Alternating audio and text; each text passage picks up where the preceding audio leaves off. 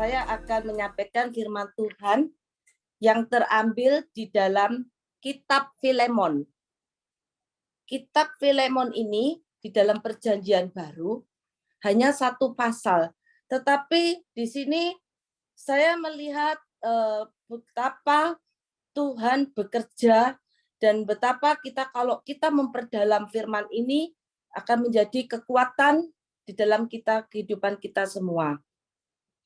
Di kitab Filemon ini mari kita buka kitab Filemon ayat pasal 1 ayat 1 sampai 25.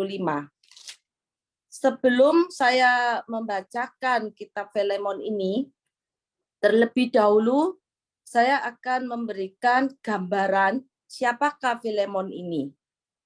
Di sini dikatakan di dalam Filemon ini surat Paulus kepada Filemon. Filemon ini adalah saudara seiman dan teman sekerja daripada Rasul Paulus. Tidak asing lagi ya kita sebagai orang yang beriman, kita mengenal Rasul Paulus. Di sini mereka adalah teman sekerjanya. Filemon ini adalah orang yang sungguh-sungguh mengasihi Tuhan Yesus dan dia bertobat karena oleh pelayanan Rasul Paulus. Filemon ini luar biasa ya. Filemon ini kalau kita pelajari lagi nanti boleh dibaca kembali. Filemon ini bertobat dengan sungguh-sungguh dan dia melayani Tuhan dan mengikuti Rasul Paulus. Filemon ini adalah seorang yang sangat kaya pada waktu zaman tersebut. Pada waktu itu dia juga memiliki seorang budak dan bukan cuma satu tapi banyak budaknya. Kalau pada zaman dahulu seorang budak itu adalah seorang yang sangat rendah posisinya.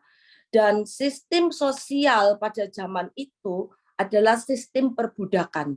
Jadi pada zaman itu kalau seseorang menjadi budak, dia tidak akan memiliki satu hak di dalam dirinya.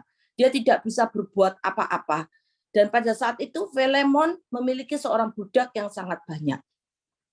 Filemon ini adalah seorang yang baik dalam pelayanan. Dikatakan di sini, nanti kalau kita baca sekali lagi dan kita pelajari, dia sangat baik dalam pelayanan. Dan Filemon ini memiliki seorang budak yang bernama Onesimus. Siapakah Onesimus itu? Onesimus itu adalah seorang budak dan dia melakukan kesalahan besar pada waktu itu. Dan budak kalau diketahui melakukan suatu kesalahan besar, hukumannya tuh luar biasa. Ada yang dihukum cambuk, ada yang sampai dibunuh, dan itu tidak ada hukum yang melarang proses tersebut. Dan karena pada saat itu masa sistem yang ada adalah sistem perbudakan. Jadi seseorang yang memiliki seorang budak, budak itu mau diapa-apain sama tuannya, itu tergantung tuannya. Dan nggak ada yang melarang tuannya, umpama budaknya melakukan kesalahan sampai dibunuh, itu tidak ada hukum yang melarang daripada hukum tersebut. Jadi pada waktu itu Onesimus melakukan satu kesalahan besar, yaitu mencuri uang. Dia mencuri uang daripada Filemon. Waktu dia mengetahui dia mencuri uang, dia sudah sangat ketakutan pada waktu itu. Onesimus sangat ketakutan. Onesimus itu melarikan diri daripada Filemon ini. Karena dia tahu risikonya. Kalau sampai dia ditangkap sama Filemon, dia sangat ketakutan. Karena pada waktu itu seluruh budak yang melakukan kesalahan, itu bisa hukumannya luar biasa. Sampai pernah saya baca salah satu kisah, seorang budak itu dihukum karena melakukan perkara sepele pada waktu masa itu. Contohnya seperti begini, seorang budak itu pada waktu itu ada perjamuan besar.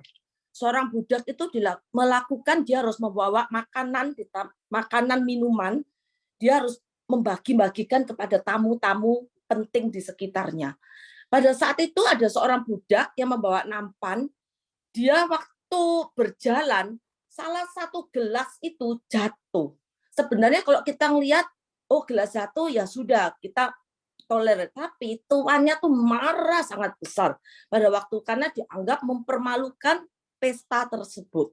Akibatnya yang sangat tidak pernah terpikir, budak tersebut hukumannya sampai dimasukkan kolam yaitu semacam ikan piranha. Jadi budak itu dimakan ikan piranha tersebut. Jadi suatu hukum yang sangat nggak masuk di akal. Jadi kejam sekali pada waktu masa itu. Sehingga di sini dikatakan Onesimus itu melarikan diri. Dia ketakutan menghadapi Filemon ini. Sampai akhirnya mungkin suatu rencana Tuhan dalam hidup Onesimus. Dia melarikan diri, dia melarikan diri sampai dia menuju Roma. Dia sampai di penjara, di sana ketemu sama Rasul Paulus. Saat dia ketemu sama Rasul Paulus di dalam penjara itu, dia bertobat, luar biasa kan? Dia bertobat pada saat dia ketemu oleh Rasul Paulus di penjara tersebut. Dia bertobat, bahkan dia melayani Rasul Paulus dengan sangat baik. Dan pada waktu itu Onesimus melayani dengan sungguh-sungguh di dalam penjara tersebut. Nah, di sini dikatakan Paulus itu mengerti masalahnya Onesimus, problemnya Onesimus itu apa? Mungkin pada saat itu Onesimus menceritakan persoalannya. Dan di situ Rasul Paulus memberikan penjelasan, memberikan firman, dan memberikan kekuatan, sehingga intinya Onesimus ini bertobat dan melayani Paulus. Dan Paulus merasa dia nggak mungkin Onesimus ini dibawa sama dia atau dijadikan temannya dia, teman pelayanan, karena dia tahu bahwa Onesimus ini adalah milik, yaitu milik daripada Tuan Filemon. Makanya tersebut surat Paulus ini dibuat untuk ditujukan kepada Filemon, untuk Onesimus ini dikembalikan kepada tuannya, yaitu Filemon. Maka tersebut surat ini dibuat oleh Paulus kepada Filemon, yang tujuannya agar Filemon ini bisa memaafkan Onesimus, agar Filemon ini bisa mengampuni daripada Onesimus ini dan menerima kembali Onesimus ini dan tidak dihukum. Karena apa? Pada saat Paulus menerima Onesimus, dia sudah menganggap seperti anaknya sendiri. Luar biasa ya. Jadi rencana Tuhan dalam Onesimus ini luar biasa. Karena pada saat pertobatan ada karunia, ada kasih Tuhan, ada pertolongan Tuhan. Sehingga Onesimus ini bukan menjadi orang hukuman kembali, tetapi dia dikasih oleh Rasul Paulus dan dia dijadikan anak, suatu derajat yang pada saat itu luar biasa sekali. Dan oleh sebab itu di sini dikatakan, nanti kita baca, Onesimus ini akhirnya singkat cerita dikembalikan kepada Filemon. Dan di sini surat daripada Paulus menyampaikan agar Filemon itu memaafkan dan menganggap si Onesimus ini bisa dijadikan saudaranya Filemon. Jadi itu permintaan daripada Rasul Paulus supaya Onesimus yang sudah dianggap menjadi anak sendiri ini untuk dijadikan sebagai saudara daripada Filemon.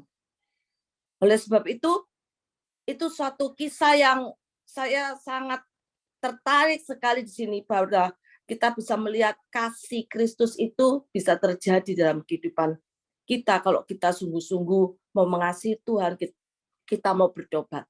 Judul daripada firman Tuhan pada pagi hari ini maupun sore hari yaitu kekuatan di dalam kasih. Karena dari karya Roh Kudus yang terbesar yaitu adalah kasih. Oleh sebab itu, mari kita buka sama-sama. Kita lihat di Filemon 1, saya bacakan di ayat keempat. Aku mengucap syukur kepada Allahku setiap kali aku mengingat engkau dalam doaku. Di sini Rasul Paulus mengingat akan Filemon. Ayat kelima, karena aku mendengar tentang kasih-Mu kepada semua orang kudus dan tentang iman-Mu kepada Tuhan Yesus. Ayat ke-6, dan aku berdoa agar persekutuan-Mu di dalam iman turut mengerjakan pengetahuan akan yang baik di antara kita untuk Kristus. Ayat ke-7, dari kasih-Mu sudah kuperoleh kegembiraan besar dan kekuatan, sebab hati orang-orang kudus telah Kau hiburkan, saudaraku. Jadi di sini di ayat ke-7 ini kita bisa melihat bahwa mereka itu sudah seperti saudara yang dekat sekali dalam pelayanan. Dan Rasul Paulus tahu benar siapakah Filemon ini. Karena dia merasa mendapatkan kekuatan, kegembiraan dengan setiap orang-orang seimannya. Dan selanjutnya, permintaan Paulus kepada Filemon mengenai Onesimus di ayat yang ke-8. Karena itu, sekalipun di dalam Kristus aku mempunyai kebebasan penuh untuk memerintahkan kepadamu apa yang harus engkau lakukan. Tetapi di ayat ke-9, mengingat kasihmu itu lebih baik, aku memintanya daripadamu. Aku, Paulus, begitu dikatakan, yang sudah menjadi tua, lagi pula sekarang dipenjarakan karena Kristus Yesus. Ayat ke-10, mengajukan permintaan kepadamu mengenai anakku yang kudapat selagi aku dalam penjara, yakni Onesimus. Di ayat ke-10 ini, dia meminta, memohon, karena Onesimus ini sudah dianggap sebagai seorang anak yang dikasihinya. Onesimus, kalau kita lihat sekali lagi, Onesimus itu dalam kehidupan kita tuh banyak. Banyak Onesimus di dalam sekeliling kehidupan kita. Siapakah Onesimus di dalam sekeliling kehidupan kita? Onesimus tersebut adalah mungkin saudara-saudara yang menyakitkan kehidupan kita, yang pernah mengecewakan kita, baik itu bisa teman, bisa sahabat, bisa pasangan daripada kita. Bahkan orang yang kita percaya itu bisa mengecewakan dan menyakitkan. Tetapi kalau kita melihat pertobatan, pasti ada kasih karunia. Kembali di ayat yang ke-11, dahulu memang dia tidak berguna bagimu, tetapi sekarang sangat berguna baik bagimu maupun bagiku. Ayat yang ke-12, dia kusuruh kembali kepadamu. Dia yaitu buah hatiku. Onesimus di sini dikatakan seperti buah hatiku. Karena pada saat itu Rasul Paulus mengerti benar, dia tidak boleh memakai Onesimus ini dalam pelayanannya. Karena dia tahu Onesimus bukan miliknya dia. Onesimus adalah seorang budak, berarti 100% hak daripada Filemon. Jadi di sini Rasul Paulus melakukan bagiannya, dia harus mengembalikan kepada Filemon. Di ayat ke-13 kita baca sekali lagi. Sebenarnya aku mau menahan. Dia mengatakan dia mau menahan. Dia kepingin banget itu menahan si Onesimus ini di sini. Sebagai gantimu untuk melayani aku selama aku dipenjarakan karena Injil. 14 dikatakan, tetapi tanpa persetujuanmu, aku tidak mau berbuat sesuatu. Supaya yang baik itu jangan engkau lakukan seolah-olah dengan paksa, melainkan dengan sukarela. Jadi itu keinginan daripada Paulus. Ayat ke-15, sebab mungkin karena itulah dia dipisahkan sejenak daripadamu, supaya engkau dapat menerimanya untuk selama-lamanya. Jadi itu suatu kerinduan daripada Rasul Paulus agar si Onesimus ini dapat diterima, bukan untuk sebagai budak yang dihukum, tetapi diterima, diampuni, dikasih. Itu yang Rasul Paulus mau. Dan kita lihat kembali di ayat yang ke-16, bukan lagi sebagai hamba, melainkan lebih daripada hamba, yaitu sebagai saudara yang kekasih. Bagiku sudah demikian, apalagi bagimu, baik secara manusia maupun di dalam Tuhan. Ayat ke-17, kalau engkau menganggap aku temanmu seiman, terimalah dia seperti aku sendiri. Sampai segitu ya, Rasul Paulus itu memohon di dalam suratnya itu kepada Filemon. Dan yang ayat ke-18, dan kalau dia sudah merugikan engkau ataupun berhutang padamu, tanggungkanlah semuanya itu kepadaku. Sampai Rasul Paulus di sini di ayat 18-nya dia berani berkata, sudah kalau bisa tuh istilahnya dalam kan dia mencuri uang ya. Berapa uang yang kamu curi? Ini sudah aku anggap seperti anakku sendiri. Udah aku yang tanggung, aku yang jadi jaminan. Paulus tuh sampai berani menjaminkan dirinya. Jadi kalau bisa benar-benar Filemon ini menerimanya. bukan sebagai budak, tetapi sebagai saudaranya. Di ayat yang ke-19 kita baca, aku Paulus menjaminnya dengan tulisan tanganku sendiri. Aku akan membayarnya agar jangan kukatakan tanggungkanlah semuanya itu kepadamu karena engkau berutang padaku, yaitu dirimu sendiri. Di ayat ke-20, ya saudaraku, semoga engkau berguna bagiku di dalam Tuhan. Hiburkanlah hatiku di dalam Kristus. Di ayat 21, dengan percaya kepada ketaatanmu, kutuliskan ini kepadamu. Aku tahu lebih dari permintaanku ini. Ini akan kau lakukan. Jadi Paulus sangat yakin bahwa surat ini begitu dibawa oleh Onesimus. Onesimus membawa surat ini kepada Filemon. Dia sudah sangat yakin bahwa Filemon ini akan mengabulkan permintaannya. Dan di ayat ke-22, dalam pada itu bersialah juga engkau memberikan tumpangan kepadaku, karena aku harap oleh doamu aku akan dikembalikan kepadamu. Jadi luar biasa sekali di sini kita melihat suatu dalam kisah Filemon ini di dalam perjanjian baru, di mana kasih Kristus itu diterapkan oleh Rasul Paulus yang sangat mengasihi daripada Onesimus, sehingga dia mengangkat sebagai anaknya sendiri. Dan Filemon di sini, dia tuh bisa menerima kembali sebagai saudara. Itu suatu tingkatan yang sangat luar biasa pada masa itu. Karena seorang budak itu kalau pada masa itu tidak memiliki hak apa-apa. Tetapi di sini luar biasa sekali ya, bahwa Onesimus ini bisa diampuni, bisa dimaafkan, status sosialnya bukan sebagai budak, tetapi di akhir kehidupan Onesimus ada pertobatan, sehingga Onesimus yang dulunya harusnya mendapatkan hukuman, tetapi Onesimus ini berupa mendapatkan kasih, di mana Onesimus ini akhirnya bisa menjadi sebagai dinaikkan level, satu sebagai anak daripada Rasul Paulus, kedua dia dijadikan saudara daripada Filemon. Itu sangat luar biasa sekali. Kita kembali lihat lagi di dalam 1 Korintus 13. Mari kita buka sama-sama dalam 1 Korintus ke-13. 1 Korintus yang ke-13 di ayat yang ke-13. Demikianlah tinggal ketiga hal ini, yaitu iman, pengharapan, dan kasih. Dan yang paling besar di antaranya ialah kasih. Kita mungkin di sini sering mendengar firman ini ya.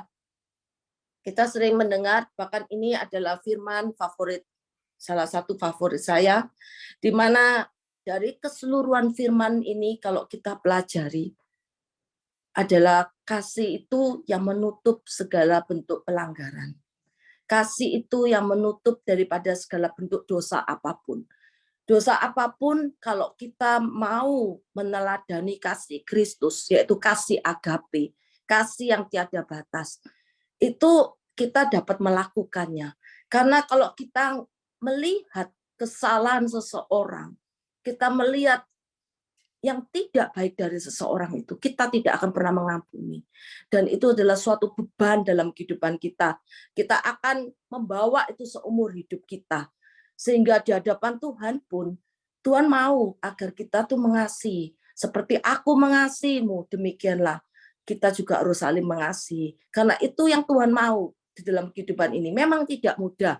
Saya tahu sekali, bahkan saya pun juga pernah mengalami ada seseorang yang mengecewakan, yaitu banyak Onesimus di sekitar kita. Bahkan Onesimus itu bisa bukan dari orang yang tidak kita kenal. Banyak Onesimus terjadi orang yang dekat dengan kita. Karena orang yang dekat kita adalah yang kemungkinan untuk meminjam uang kita. Orang yang dekat dengan kita adalah seorang yang mudah untuk kita dibohongi.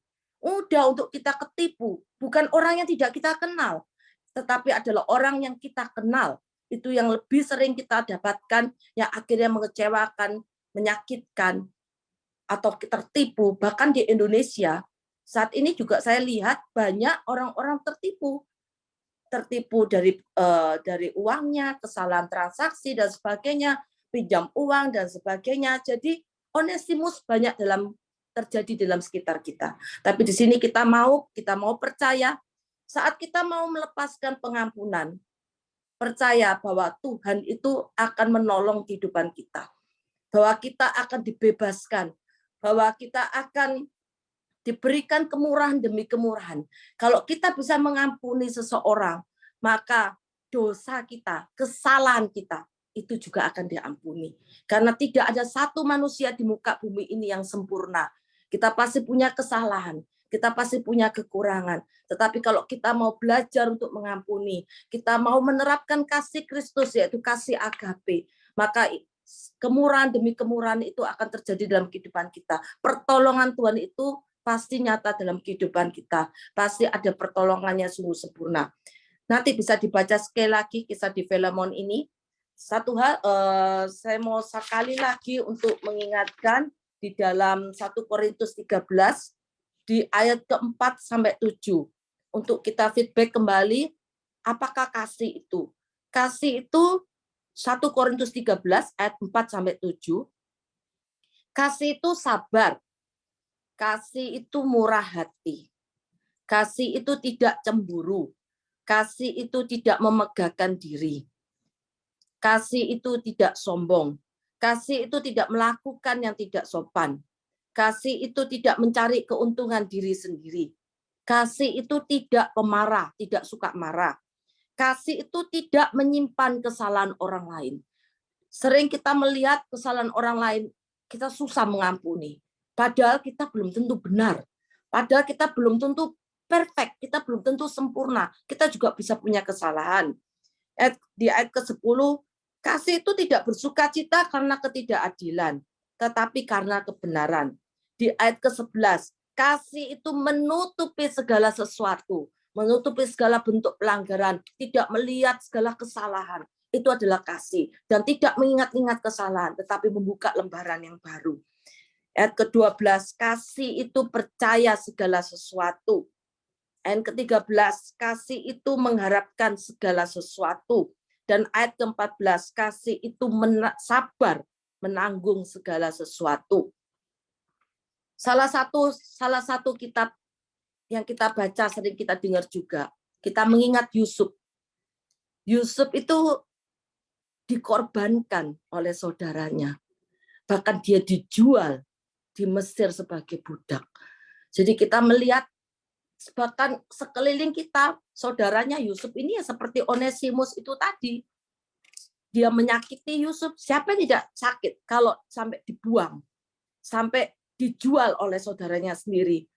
Jadi setiap hidup ini memiliki persoalan, tiap-tiap kita memiliki persoalan yang berbeda-beda.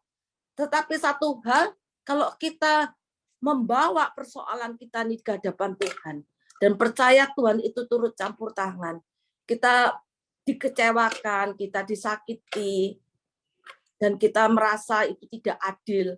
Tapi kalau kita percaya, kita mau menerapkan kasih Kristus itu, maka Tuhanlah pembela kita. Tuhan yang akan bela kita. Tuhan yang akan menjadi kekuatan di dalam kita. Karena kita mau meneladani kasih ini. Saya tutup firman ini di dalam 1 Yohanes 4 ayat yang ke-16. 1 Yohanes 4. Saya tutup firman ini di dalam 1 Yohanes 4 ayat 16 sampai 19. Di sini dikatakan, kalau ada seorang melihat saudaranya berbuat dosa, yaitu dosa yang tidak mendatangkan maut, hendaklah ia berdoa kepada Allah dan dia akan memberikan hidup kepadanya, yaitu mereka yang berbuat dosa yang tidak mendatangkan maut. Ada dosa yang mendatangkan maut, tentang itu tidak kukatakan bahwa ia harus berdoa. Semua kejahatan adalah dosa, tetapi ada dosa yang tidak mendatangkan maut. Kita tahu bahwa setiap orang yang lahir dari Allah tidak berbuat dosa, tetapi dia yang lahir dari Allah melindunginya, dan si jahat tidak dapat menjamahnya. Di ayat yang 19, kita tahu bahwa kita ini berasal dari Allah, dan seluruh dunia berada di bawah kuasa si jahat. Jadi kita melihat hari-hari ini, itu bukan hari-hari yang tambah baik, hari-hari ini tambah tidak baik. Banyak Onesimus di sekitar kita, tetapi kita percaya kalau kita bisa melakukan firman-Nya, maka kasih Tuhan itu akan nyata dalam kehidupan kita. Kita akan dimenangkan oleh setiap persoalan-persoalan hidup kita. Bahkan saya percaya Filemon di sini akan berbahagia saat dia menerima Onesimus ini bukan sebagai budaknya kembali, tapi dia menerimanya sebagai saudara. Bagaimana dengan kita? Oleh sebab itu, bila kita memiliki suatu keputusan, di mana kita mau hidup dalam pengampunan, kita mau memiliki kekuatan di dalam kasih, yaitu kekuatan kasih. Kita memiliki kasih, yaitu kasih agape, kasih Kristus itu termeterai dalam kehidupan kita. Amin, saudara-saudara. Kembali juga seperti kita tadi feedback, kita melihat Yusuf, dia bisa mengampuni saudaranya. Kalau kita baca di dalam Kejadian 50, ayat 20-21, bisa baca di rumah, bahwa akhir cerita daripada Yusuf, dia mengampuni saudara-saudaranya, dia menerima saudara-saudaranya, bahkan dia memberikan jamuan makan, dia mengasihi saudaranya, dia mengampuni saudaranya. Malah sebab itu kalau ada persoalan dalam kehidupan kita semua, ada Bapak Ibu, saudara-saudari yang merasa ada Onesimus di sekitar kita, marilah kita dengan sungguh-sungguh kita mau menjadi seorang Filemon. Kita mau mengampuni, kita mau mengasihi. Karena itulah yang dikehendaki Allah dalam setiap kehidupan kita. Amin.